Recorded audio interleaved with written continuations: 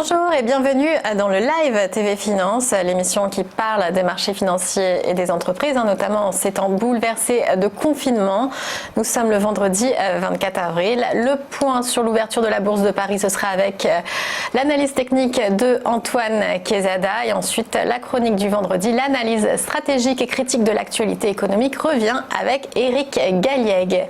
Mais d'abord, c'est parti pour une page d'actualité financière et le coronavirus touche aussi le secteur du vin. Il y a évidemment l'impact de la fermeture des hôtels, cafés et restaurants, canal de distribution important, qui entraîne une baisse estimée de 50% du marché en valeur et en Europe, mais avec des disparités selon les pays, le sud étant plus touché que le nord.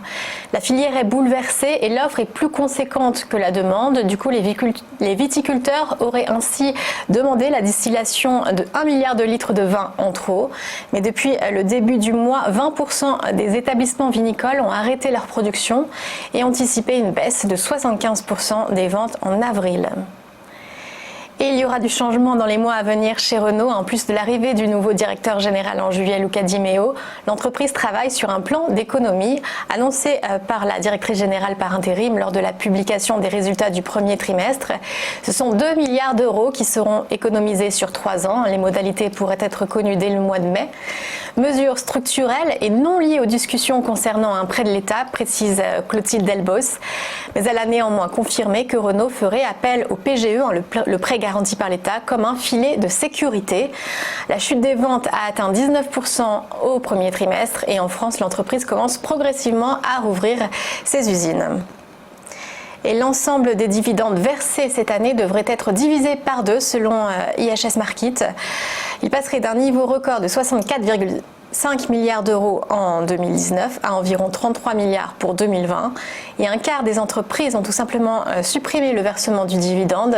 C'est le cas notamment des entreprises dans lesquelles l'État est présent, comme EDF, Thales ou Renault. L'appel à la modération du gouvernement a également été entendu de la part de fleurons comme LVMH, Kering ou Danone, qui vont continuer de distribuer mais avec plus de sobriété.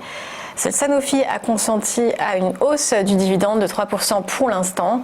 2021 devrait voir un rebond, cependant, les dividendes devraient atteindre 52 milliards d'euros dès l'année prochaine. Et du côté des marchés financiers, les bourses ont été assez calmes hier, assez peu de volume échangé, mais légèrement positif. C'était le cas du CAC 40 en tout cas, clôturant à plus 0,89%, 4451 points. À Wall Street, le Dow Jones finit à 0,17%, le S&P et le Nasdaq quasi stables avec respectivement moins 0,05 et moins 0,01. Les marchés ont en fait effacé leurs gains après l'annonce de l'échec de l'essai clinique de Gilead dans la quête d'un vaccin. Ce matin, on repart dans le rouge, moins 0,86% à Tokyo. Et en ce qui concerne le pétrole, le WTI est toujours à $17 et le Brent autour de $22.